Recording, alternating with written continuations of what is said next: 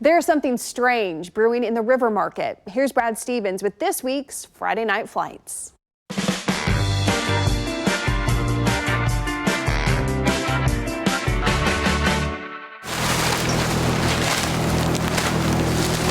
It's 8:30 a.m. in the River Market, and Damon Arredondo has a busy Friday in front of him. That's hard work. I get out of breath every once in a while. I keep track of my heart rate. If you think brewing beer sounds glamorous, think again.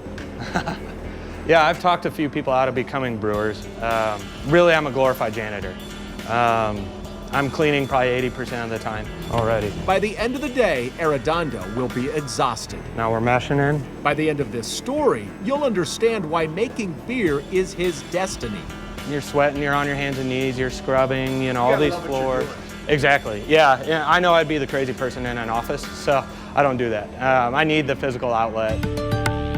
Arredondo's office is Strange Days Brewing, where he's the head brewer. There's a ton of brewing history in the building. Really? Taproom manager Brian Kaltenbach says opening a brewery in the River Market in this very building just makes sense. It was originally part of the Muehlbach Brewery way back early 1900s, where it stretched the entire block. Pop that stopper, pour me a glass. When the band starts bumping, I'll shake my... For nearly 9 decades, the Muehlbach Brewery was a shining example of Kansas City's rich history of beer making. I like drinking and carrying on. After Prohibition, it grew to become the largest brewer in the region. If you want to know what history tastes like, order the 316 Oak Street beer. This was the address of the Muehlbach Brewery and is made following an old Muehlbach recipe. It's a little sweet, little malty, but really refreshing. Is that a taste? Yeah. You had me at sweet and malty.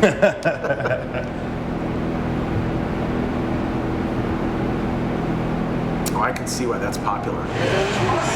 Getting a flight at Strange Days can be an adventure. Sipping their blonde and confused beer left me tongue-tied. So that's the crazy one of the bunch.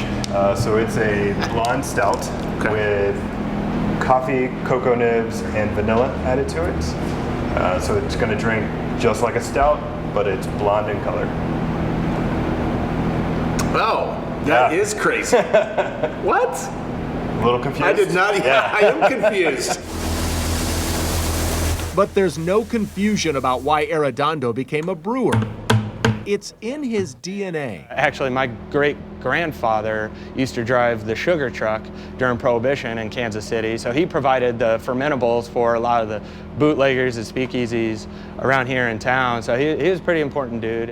And if that's not enough, even his grandmother has a beer connection. My grandparents on my mom's side are from Bavaria. Okay. Can't tell I'm half German, but my grandma remembers, running through the hop fields to go to school in Bavaria. Yeah, and so it's kind of in my blood and stuff. It's cool.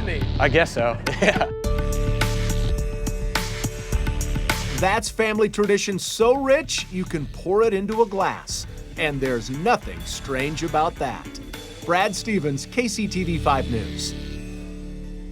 And next week, Friday Night Flights will go to City Barrel Brewery, where they pair unique microbrews with fine dining.